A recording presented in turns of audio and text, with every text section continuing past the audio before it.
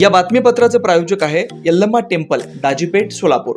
सालाबादप्रमाणे यंदाही मंदिराच्या वतीने वटपौर्णिमा कार्यक्रम व श्री यल्लम्मा देवी व जमदग्नी ऋषी कल्याणोत्सव शुक्रवार 21 जून रोजी दुपारी 12:23 अभिजित मुहूर्तावर अक्षता सोहळा होणार आहे। तसेच विविध धार्मिक कार्यक्रमही होणार आहेत। या प्रसंगी महाप्रसादाचं आयोजन करण्यात आलंय। वेळ 12 ते 3, स्थळ दाजीपेठ, सोलापूर।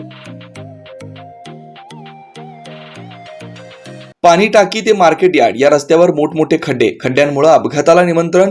या रस्त्यावर जड वाहनांचा मोठ्या प्रमाणात ये जा, पावसामुळे अनेक ठिकाणी मोठमोठे खड्डे। सोलापूर शहरातील मार्केट यार्ड, बोरामणी नाका आणि पाणी टाकी या रस्त्यावर जड वाहतूक हे मोठ्या प्रमाणात असते।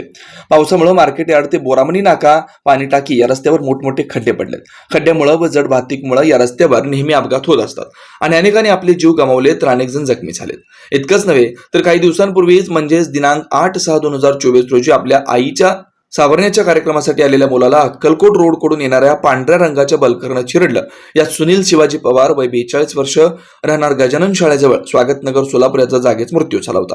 ही घटना ताजी असतानाच आज दिनांक 16 जून 2024 रोजी बोरामणी नाका ते पाणी टाकी असे दुचाकी वाहनाने येत असताना स्मशानभूमीच्या पुढे खड्ड्यात गाडी आदळून खाली पडल्याने एक तरुण जखमी झालाय।